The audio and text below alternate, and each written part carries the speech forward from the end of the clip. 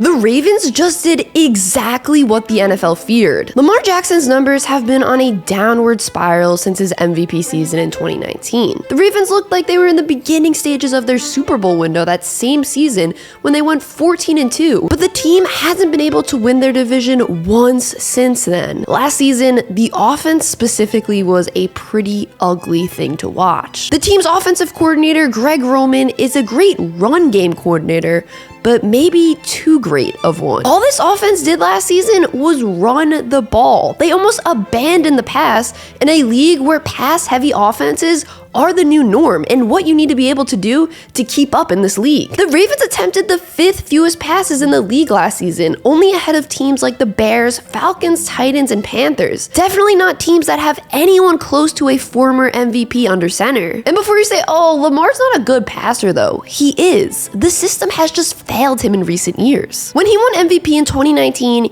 he threw the most touchdowns in the league, had the highest touchdown percentage in the league, and had the best QBR in the whole entire NFL. With the offense being so run heavy last year, the formations were also physically heavy. The Ravens are one of the few teams that have a fullback still on their roster, Patrick Ricard. The team would run formations with 2 tight ends out there and a fullback. That's not really a recipe to create a lot of separation. Like, look at this. Where is Lamar supposed to throw the ball? The secondary isn't strained at all. They're back there just like chilling. This offseason, the Ravens finally decided to part ways with Greg Roman and brought in new offensive coordinator Todd Monkin. Most recently, Monkin was the QB coach and offensive coordinator at Georgia during their national title runs. The system he runs is almost the opposite of Greg Roman's. Monkin runs a spread offense. He said in an interview, quote, "I think players want to play in a game that creates space on the field," end quote.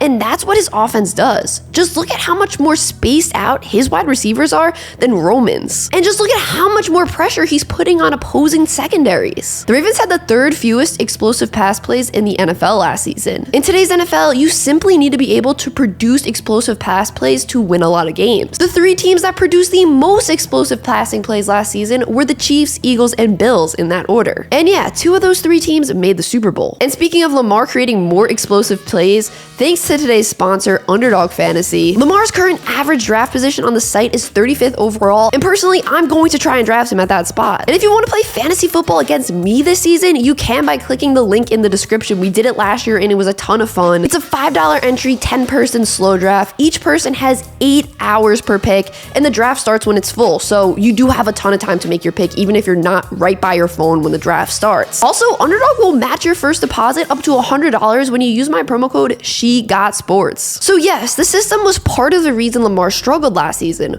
but also the talent around him wasn't doing him any favors. Since Lamar was drafted, he's never really played with that true number 1 dominant wide receiver. Only one wide receiver he's played with on the Ravens has had an 1,000-yard receiving season, and that was Marquise Brown in 2021, who had 1,008 yards. In the last full game Lamar played last season, the Ravens' leading receiver was tight end Josh Oliver, who had 76 receiving yards and a touchdown. Listen, no disrespect to Josh Oliver here, but before that game, he only had 135 receiving yards throughout his entire 2.5 season NFL career. And we all know, if you're one of the top offenses in the league, your go-to guy is not going to be him. That's just not a recipe for an elite offense. The second leading receiver in that game was Deshaun Jackson, who is now 36 years old. This offseason, the Ravens finally decided to heavily focus on the wide receiver spot, signing Odell Beckham Jr., who, yes, now is older and probably has lost a step, but is still a very efficient route runner and an upgrade over every single wideout on that roster last season.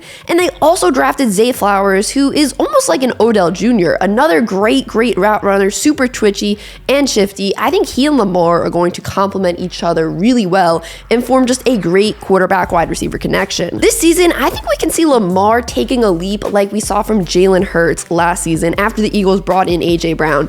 Yes, bringing in A.J. Brown wasn't the only reason Jalen Hurts improved so much last season from the season before. And yes, I still think the Eagles receiving core is better than the Ravens, but I think the potential is there for Lamar to be an MVP candidate again with these wide receivers and this new Ravens offensive system in place. With the Bengals being the darling of the AFC North, I think the Ravens are flying, no pun intended, I know it's cringy, under a lot of people's radars, and I think they have a legit shot to make a deep playoff run.